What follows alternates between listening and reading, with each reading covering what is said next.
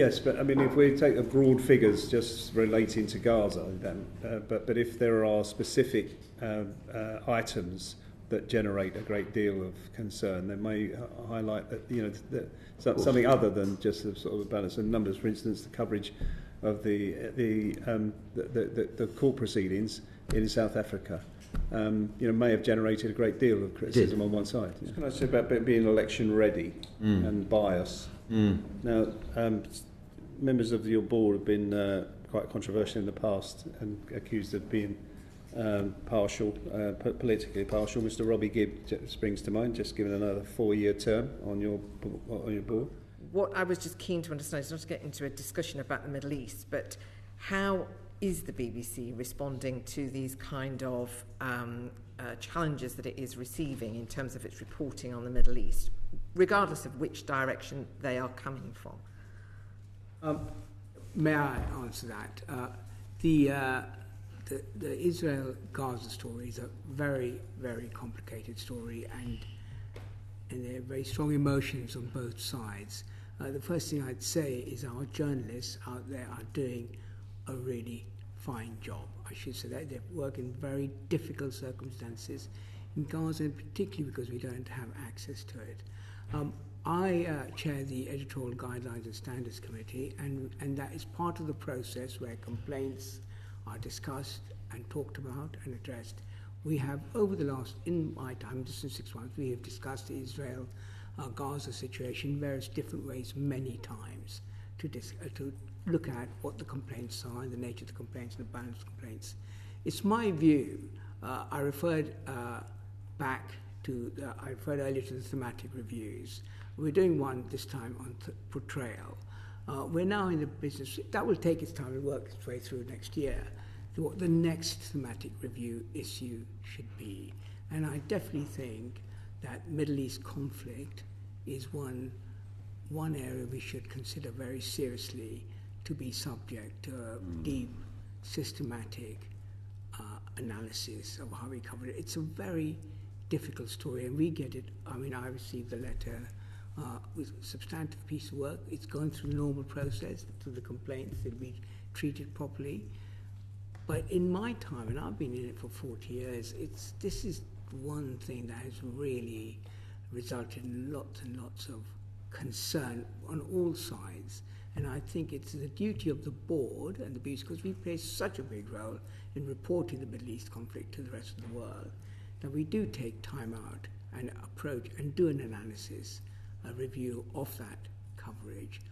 And I think it'll be one of the ones we will consider very strongly as to be our next thematic review. And just to remind us how many of these reviews you do a year? Is it 2? Oh, no. The thematic reviews take almost the best part of a year to do. Right. One or two. Yeah. Okay. All right, thank you. Baroness Week. Great, Chair. Am I allowed to make a very quick point, which is, because I feel strongly about this, which is, I just want to reassure, because you've said, we take all the one thing of all the commentary I get slightly defensive about is not actually the criticism itself. Because I think that, by the way, our journalists are doing an outstanding job under the most ferocious pressure. The personal pressure, the lobbying, the reports from both sides. Now, the trouble there is you go, well, it's all so much noise, we're not listening, and it's all equal, and we've got, by the way, we've got more complaints true that we're pro-Israeli, on the pro-Israeli side than we have on the other side. There's a whole load of contextual factors around that. But what I would say is every complaint that comes in, and this is where I do dispute what's written, is taken seriously. Yeah. I come from the view, and as leader of the BBC, I'm absolutely clear on this, that you kind of assume your critic's right until you've done the work. And we will look at that piece of research, take it seriously, in good faith. Every accusation we've had on the Arabic service, we've looked at. Now, the issue is not everyone agrees with the outcome. We've taken disciplinary action. We have people leave the BBC. But broadly, we are doing, I think, a very good job, and the research that we have into the overall public response is good, but that does not mean we're perfect. But I really would both stick up for our journalism, but also say we will treat these complaints seriously, we'll go through them, and we won't just be frankly in auto-defence, but also we will stand up for our journalists, and we'll stand up for people doing a good job. So that's the journey we're trying to walk. It's as fraught for institutions as there's a few of us around the table who have been through a few of these. This one's as difficult as they get, in my view. Yeah, I mean, look, one barometer people have of impartiality is the panels that you see on Question Time. And for the last full year that figures are available, apparently there were 28 panellists from non-dom or foreign-owned overseas billionaire sort of media outlets. 28 of those, and only 6 from centrist or centre-left. And I'm counting from Private Eye to Daily Mirror, Novara and Vice Media. Doesn't that look massively unbalanced? Anyone? I'm sorry to say I'm totally unaware of that data and where it's come from. All I know is that, so I'd be very interested to see it, but all I know is that the Question Time team, which is incredibly expert in this, spends a lot of time spinning a lot of plates in the air, trying to make sure that its panels are gender representative, are ethnically diverse, are geographically disparate, are socioeconomically representative, are politically representative of all of the different political parties and in the country, plus all kinds of other factors that weigh into their decision about who's on the panels, quite apart from whether or not the people concerned are actually good at being on panels or not. And so all of those factors are taken into account on a weekly basis, and over time, the Question Time team aspires to get a genuinely representative range of people with all sorts of different views on their panels. So I'm not aware of that piece of analysis. I'm very, very happy to have a look at it and see whether there's any inherent bias in what they're doing. But all I can say is they struggle incredibly hard. They have some advice from my chief advisor politics about this. They struggle incredibly hard to make sure that panel is. They also look at the long-term data. Yeah. So it's worth us just looking at the data and just making sure, in terms of in the round, because that's 34 people out of a lot. So we need to have a look at it in the round. No, I don't want to dismiss the data. I'm just saying there is, to David's point, if you talk to the Question Time, well, I have, others have, we've been down there talking, many of you have had the pleasure, is they work extremely hard on a data-based approach. So we should look at that. I'm more than happy to look at it. More figures from that same year, 22-23. 6 trade unionists. So these are people who represent millions and millions of working people. But 13 business people, the man from Sainsbury's, the man from Iceland, you see them pop up every week. 6 trade unionists only. It doesn't look right. And again, you said political balance. If you think about it, the Green Party are in power in Scotland. They have 1 MP in this place. I'm sure we don't see them as much as the 35 appearances Nigel Farage has done. Tice comes on a lot. Do you know what I mean? It feels like they're called Reform now, aren't they? That they're quite a regular fixture. Whereas parties they've never had anyone actually elected to Parliament. Do you know what I mean? It feels they have a lot of airtime from you guys. Well, you're talking about the numbers of appearances by Nigel Farage over a very, very long period of time. If you totalled up all of the Green Party appearances over that same period of time, I'm sure it would come to a significant number as well. So I think you have to be really careful about comparing apples with apples and pears with pears here, making sure that you've got the right sorts of comparisons. But I'm very happy to take the figures away and take them to Question Time and ask them whether they think they've managed to fulfil the requirements that they have. Do notice Melanie Phillips the other week, she's been on 28 times, Piers Morgan, people like that, 23 times. I mean, I know you want shock jock people for a bit of value who say something controversial, but still, you do have in your charter educate, inform, entertain, all that stuff. And yes. I think that would be worth taking away and looking at. Well, certainly, if you've got data which I haven't seen or which the Question Time team haven't seen, we'll certainly be happy to take it to the Question Time team and ask them to talk about, and if necessary, even drop you a line and explain what where they're coming from. Right. Okay. The other case that popped up this week. I mean, if you think about, they're now called Reform UK, but in their previous incarnation as UKIP. David Cameron called UKIP a bunch of far-right, a bunch of fruitcakes, loons and closet racists. They're now called Reform UK. Their 1 MP was not elected but lost the Conservative whip for Islamophobic conspiracy outbursts that he did and wouldn't apologise. This week you've had to apologise for calling them far-right. I just wondered how much pressure you were under and from who, because it's not by Ofcom. So, yeah. Yeah, A lot of people would say, if some of their candidates... I don't think far right's the right label. Full stop. And that's our judgment editorially. Yeah? We may have different views on it, but I don't think it's the right label. In terms of pressure, we did have a few complaints, but we reflect on it ourselves. I mean, these are editorial judgments. My personal view is you've got to be a bit careful with far left, far right, with parties that carry quite a lot of support. And where would you place them on the spectrum? I mean, some of the statements from some of their candidates are quite alarming. Yeah. The Guardian said they're a haven for conspiracy theorists, extremists. They're a social democrat party in all but name. They're against international law. I understand, but with respect, if we judged our labels by individual quotes from members, I think that would be an interesting strategy in itself. I think they're clearly right. A party on the right of politics. I just think if you get into far left or far right descriptors, and we'll behave fairly on this, you end up in the wrong territory. From them, they complained a lot, and then you back down this grovelling apology.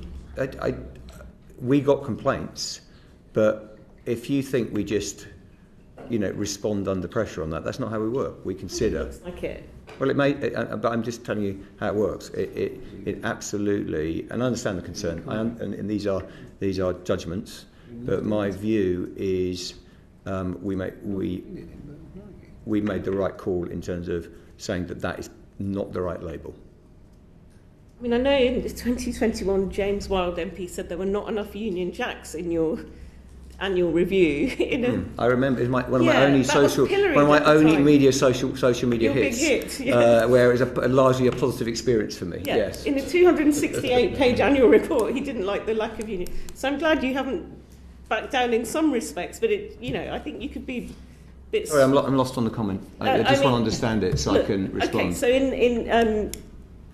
I don't know who's pressuring you. It just seems a bit odd that you're backing down. With respect, I am pressured from, and I love this job, but the pressure is ferocious from every side. If we responded to every, we're getting. This is a more polarised time. I talked about this. Everyone wants to ascribe intent. There are people who think we've got an agenda to the right, an agenda to the left. We're woke warriors on one side, we're small c conservatives on the other. I can tell you that if you go and meet the editors of programmes like this, Question Time, I'm fiercely proud of them, because what they're trying to do is calmly get this right. This is not for an agenda. Send you those figures because we want. Sorry, they're very helpful. So we should have those figures, and they're useful for the Question Time team. They'll take them in the right spirit. But I'm just saying we're trying to make judgment that apply this fairly across the board. And by the way, I've had incoming on every side on Question Time. Or Laura Koonsberg or any of those programmes, they have your 3 talking heads and you've got 2 leavers and a journalist or something. It's people do notice this. But okay, I'll send you some hard facts on this, because it looks like you're being lent on. The whole point of the midterm review. I just want to be really clear, we're not being lent on. Okay, I'm saying how it's that's where I'm telling you as Director General that we're not being lent on in that way. We are open-minded to complaint. When complaints come in, reflect them and go, are we in the right place? Having smart people to do that. And as you know, we've split. David's, job focuses very much on pre-broadcast. And we've got Peter Johnson, we might come to that in terms of the complaint system. It's very strong. They're very wise people, and they're thinking through these issues. They are, we do not make decisions based on strength of people leaning on us. We're an fiercely independent, without fear or favour broadcaster. That's what we stand for. And anyone who says different is factually incorrect. Now, that's not to say we're not immune from when people have views or comment. You reflect on it. It's not being weak to think through something if someone raises an issue. It's just sensible. Have you got any comment on these stories that after forcing out people from the news channel and splitting, you're going to reverse everything you did? The merger, a lot of people lost their jobs over it, and now you're going to do an about turn and do separate channels for world and domestic again. It's been in the Telegraph. Is there any truth in that? No, we always said that we would balance the different streams and ops, and we continually make changes, but the overall move to one news channel, and there are, to the earlier question, there are risks with that when you've got a big domestic story. But the other thing is, remember, we may well touch on funding. We have had our budget cut by 30% in 10 years to 2020, and we've had to cope with it. So you can't do everything.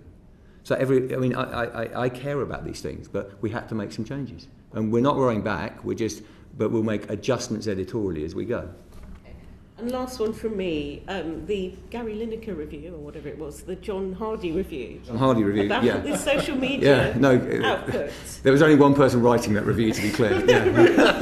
Not the midterm review. I know there's been speculation on that, but yeah. Not the midterm review, but that specific one in that case. Yeah, the social media review by John Hardy is what we're referring to. What's changed practically? I think we're doing well. I know everyone have their view on what about that tweet or what.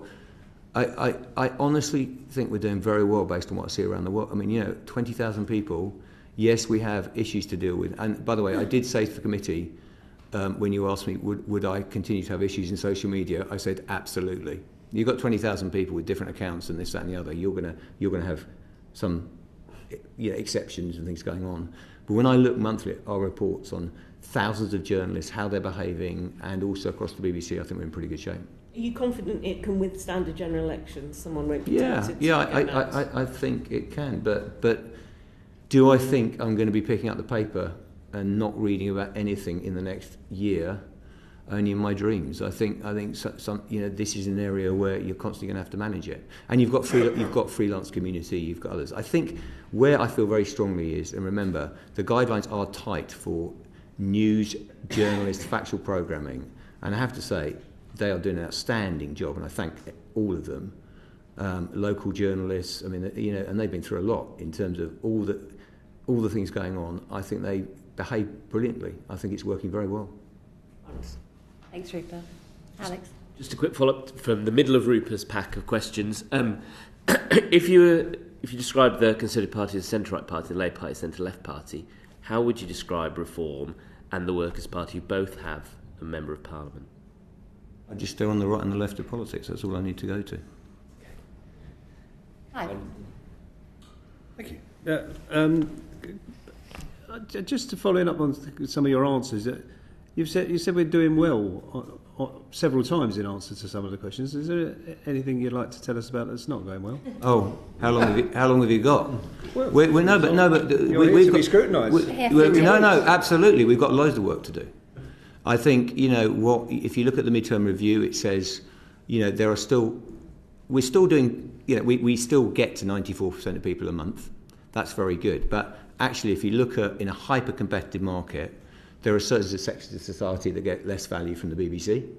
So we need to work harder on that, in direct answer to your question. We could talk about across the UK, where I feel that in some parts of the UK, we're not delivering as much value as we could to people because we could be doing more work locally and producing more, and we're in the midst of that, so we can improve there.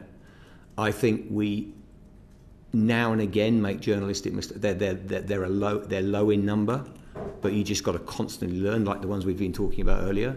So of course we can improve there, and so I think there's plenty to do. And I think also institutions have to be properly questioning of themselves in terms of groupthink. That's one of the reasons I like pushing, major areas of news outside London. You can, for the first time, you can become a network news editor without coming to London. That's major, and it's subtle. It shapes the output. You think differently. If you look at the quality of breakfast, for instance, television, it's just got a slightly different flavour coming from Salford. I think these things can, we can keep improving. We can get our batting averages up in terms of, our return on our commissions, and our return on investment has to be outstanding versus the Netflix and the Primes, because they've got much bigger pockets. So, our commissioning teams are the best in the world in terms of return on investment, but they can do better. We can grow our commercial arm. Yeah, we can talk about that. So the list is long. I remain healthily dissatisfied in that regard. I think somebody else might be asking questions about the growth of the commercial arm. But since the midterm review, what have you done to strengthen your complaints procedures? Well, as you know, the midterm review made a number of recommendations in relation to the complaints process. One of which was to change our agreement so that the board is very specifically responsible, not just for creating the framework within which we handle complaints, but also responsible for the process of handling them on a day-to-day, week-to-week basis. The midterm review also made some other recommendations in relation to governance. One of them, the Director General has already referred to, which was splitting up my role so that there is now a Director of Complaints and Reviews who's responsible for all of the post-broadcast issues that arise with programmes, and I'm responsible for things that happen before broadcast and for the advice and that goes into programmes before that from an editorial policy direction. I have other responsibilities too. They also recommended that there was greater oversight by the committee of the board, which is called the Editorial Guidelines and Standards Committee of the board, of the complaints process, and that the independent members of that board have a greater role in overseeing the complaints process and being responsible for it. They've made a number of recommendations in relation to Ofcom. One was that they should review all of the ECU upheld findings and make sure that they were satisfied. That was as far as was needed. They've changed the basis on which written online material is complained about at the third stage. So there is a process at the moment which is rather peculiar, which involves Ofcom giving an opinion of any written online material that's appealed to it in relation to the BBC's editorial guidelines. In future, they will deal with those in exactly the same way as they deal with video and audio material. So that will strengthen the process in dealing with written complaints about written online material. They've also made a number of recommendations about how we increase, and this is both for the BBC and for Ofcom, how we increase awareness of the BBC First system and the knowledge that complainants have of their ability to appeal to different stages of that complaints process. I mean, I suspect we're probably the only corporation in the land that actually has a video which explains to people how they can complain to us, which the midterm review liked. But they want us to go beyond that in telling people how they can complain. So we'll do some more work on publicising our process and making sure that people understand that. And they also wanted us to improve some aspects of the way in which we respond to complaints and be a little bit less defensive about some of our responses at what's called Stage 1B. So there were a whole range of things, all of which we're doing, some of which actually we've already done and put into practice during the course of the discussions with the DCMS about the midterm review. So as MPs, I think we've all got a lot of experience of dealing with big corporations' complaint procedures, so you're not the only one, I can assure you. You don't have a look at PALs in NHS.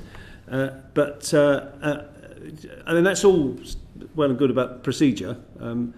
Are we assessing the actual people who are complaining and what their experience is and how they feel about that process? Well, what's happened is that as part of Ofcom's review of the BBC's complaints process, which happened a little while ago, they did something called a mystery shopping exercise, and which basically involves them making complaints through the process. Did you make a programme about it? And seeing how they're done. Yeah, we didn't make a programme about that, no. But they did that, and they came up with some findings, actually some of which have now been reflected in the recommendations of the midterm review. And we know that they're going to do another one of those, and they basically go through the whole process a large number of times, just seeing how well we deal with the complaints that come in that they give to us, as opposed to members of the audience. So there is a way of testing the process in a sensible way that gives us good feedback and helps us to improve our system, and that's what Ofcom's interested in, obviously, as our regulator. And I heard the exchange earlier on with my colleague Julie Elliott about the coverage of Gaza. But how many complaints have you had in relation to the coverage? As of this morning, we had just under 4,000 people complaining that our system was that our complaints process or our output rather, our coverage, was biased against Israel, and over 4,000 that it was biased in favour, about 4,200. So those were the complaints as of this morning, roughly those numbers. So they're actually pretty similar, which I think reflects the division of opinion in the country as a whole on that issue. Okay, and can I just move? Just to ask you, you published So, a new... I'll just say those are rolling totals from Yeah. October the 7th onwards. I would also say that we judge, I think it's a fair pushback when people say, and I think this is important in terms of pressure, is that just number of complaints is, I mean, there's different sizes of communities, different views, all those things. So it's not that the BBC is sitting there going, oh, look, we've got the same number of complaints, therefore we're in the right place. I think, we have to listen, and to the earlier comments, to some things we reflect on and go, okay, we could have done better there on every side of this very difficult situation and traumatic situation. So the complaints are useful context. I don't think they're any more than that. Yes, but I mean, if we take the broad figures just relating to Gaza, then, but if there are specific items that generate a great deal of concern, they may highlight that something other than just a sort of a balance of numbers. For instance, the coverage of the court proceedings in South Africa, may have generated a great deal of criticism on one side. Yeah. Exactly right. So in a situation like that, where we get specifically large numbers of complaints about a specific issue, obviously we will look at that very carefully, and usually those will get to our Executive Complaints Unit, and they will make a ruling about whether or not what we did was fair as well. Can I just ask you quickly about whistleblowing? And you've published new procedures there. I mean, are people coming forward? Are they using that system? How would you assess the success or whether it's working or not? Lee, do you want to give that? Yeah, no, thank you. So yes, we have a very clear whistleblowing policy that we've had in place for a number of years, and we've actually just refreshed it to also extend what it covers, including editorial serious malpractice as well. We think that's really important. So that was part of the feedback that we've had. It is well publicised within the BBC, but also externally. So you could Google BBC's whistleblowing policy and find out exactly what it is and how to access it. It obviously operates within a whistleblowing framework. We continue to also provide training to our teams and to our leaders to help ensure people know how to access the whistleblowing, and that it is clearly a confidential environment and a way to raise a complaint. You can raise it internally inside the BBC, but you can also use entirely independent third parties to raise a whistleblowing complaint as well, so that you can choose to remain anonymous, as many of our whistleblowers, of course, do, or not. At the moment, we have about 21 open whistleblowing cases. That we tend to run around 20, 30, 40 whistleblowing cases. So we think it's well managed, it's well publicised, and of course we have a whistleblowing champion in our senior non-independent director in Sir Nicholas Sirota as well, which is plays a very significant and important role in helping us assess our whistleblowing decisions. Okay, thanks for that. And just can I say about being election ready and bias? Now, members of your board have been quite controversial in the past and accused of being partial, politically partial. Mr. Robbie Gibb springs to mind, just given another 4-year term on your board. Is there a set of guidelines for members of the board over impartiality during a general election to ensure that there's no interference, no attempt to? It just seems strange. If you remember, one of the accusations was that he went and berated members of the Newsnight team, during an election period. That wouldn't be appropriate, would it? So, is there a set of guidelines there so that these people remain impartial? Well, our guidelines apply to output. So what we're focused on is making sure that everything that we do. Well, isn't he trying to influence output? Well, first of all, he was invited to Newsnight, and I think berated is probably not quite. We can argue about that. There's not an argument; it's just true that he was invited. But the berated, I think, is a choice of word which perhaps not everybody would use. He had a discussion with them about the delivery of Newsnight, the delivery of impartiality. There is a code of conduct which applies to all non-executive directors of on the board. Forgive me, but is that his role?